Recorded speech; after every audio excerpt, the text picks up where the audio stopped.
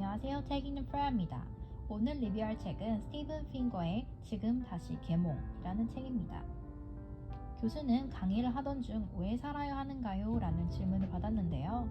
여러 고민 끝에 이성과 동정심을 사용해서 인류의 번영에 이바지하기 위한 것이라고 대답합니다.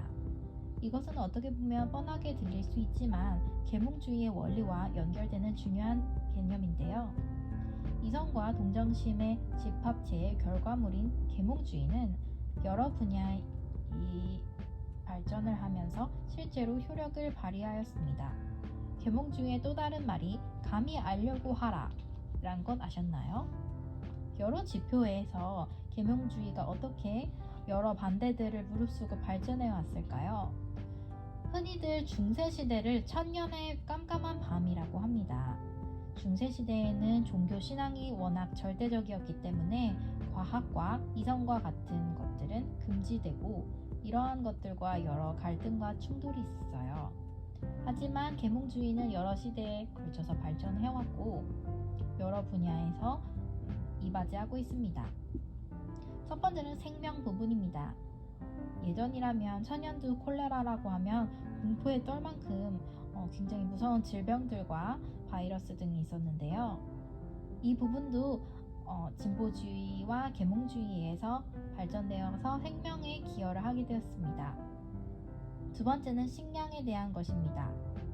최근 70년 동안 인구는 50억 명이 늘었지만 기근으로 인한 사망자 수는 오히려 줄었다고 하네요. 이렇게 식량 개량, 유전자 조작, 그리고 기계 사용 등을 통해서 식량 위기도 극복해가고 있습니다. 세 번째로는 또 이렇게 빈민도 구제할 수 있는 방법도 찾아냈고요. 네 번째는 부의 증가입니다. 평균적으로 최근 100년간 모든 사람들의 부가 증가했다고 합니다. 하지만 자본주의 때문일까요? 부유한 사람도 더욱 부유해진 반면에 가난한 사람들도 부가 증가하기는 했지만 조금 덜 천천히 늘었다고 하네요. 다섯 번째는 환경입니다. 1920년부터 1975년까지 굉장히 많은 이산화탄소 등 환경이 오염됐지만 그 이후부터는 조금씩 감소하고 있습니다. 실제로 2015년부터는 미국, 중국과 같은 선진국들의 이산화탄소 배출량이 감소하기 시작했다고 하네요. 작가는 반드시 경제, 진보의 역성장만이 환경오염을 억제할 수 있는 방법은 아니라고 서술합니다. 이렇게 모든 게 스톱된다고 해서 환경이 갑자기 좋아지는 것도 아니기 때문이죠. 여섯 번째는 전쟁입니다. 전쟁도 획기하게 줄었고 예전에 비해서는 사상자 수가 많이 줄었죠. 일곱 번째는 안전 분야입니다. 굉장히 많은 국가들이 치안이 좋아지고 복지 부분도 좋아지면서 안전 분야에도 계몽주의가 영향을 끼쳤습니다. 여덟 번째는 민주주의의 발전입니다. 아홉 번째는 평등권의 확보입니다.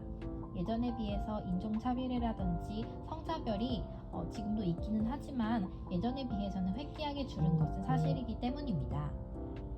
열 번째는 지식 분야입니다. 최근 100년간 세계인들의 IQ가 굉장히 많이 늘은 것 아세요?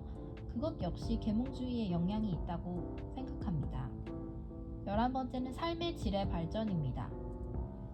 12번째는 행복의 분야입니다. 이 부분은 조금 흥미로웠는데요.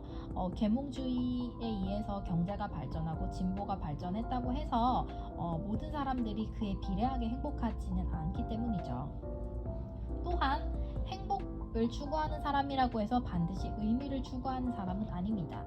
예를 들어서 저 같은 사람은 개인적으로 의미를 추구하는 성향이 있는 사람인데요.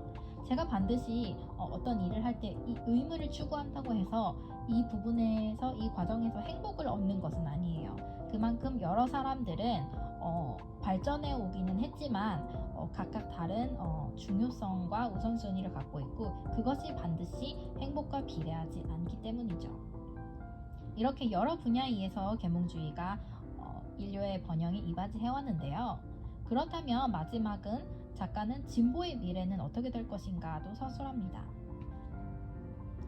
자, 더 안전한 사회가 되었고 질병까지 통제할 수 있는 건강한 사회가 되고 부유한 사회가 되었고 더 자유로운 사회가 되었습니다. 이렇게 삶의 모든 부분이 좋아졌는데요. 우리는 그 이후 어떻게 해야 될까요? AI의 발전, AI의 위협이라고도 하죠. 또한 아직도 계속 진행되고 있는 여러 전쟁, 가난, 그리고 포퓰리즘, 이성의 충동 충돌 등 여러 분야에서 어떻게 보면 발전한 것 같지만 또 후퇴하고 있는 부분도 보이기 때문이죠. 작가는 깔끔하면서 단순한 대답을 하는데요. 이렇게 여러 세기에 걸쳐서 진보가 겨우겨우 성장을 해왔고 그에 맞춰서 경제도 성장해 왔고 이에 맞춰서 인류는 끊임없이 이어서 진보의 미래를 다시 한번 생각해보고 경제에 이바지하면서 살아가면 된다고 말이죠.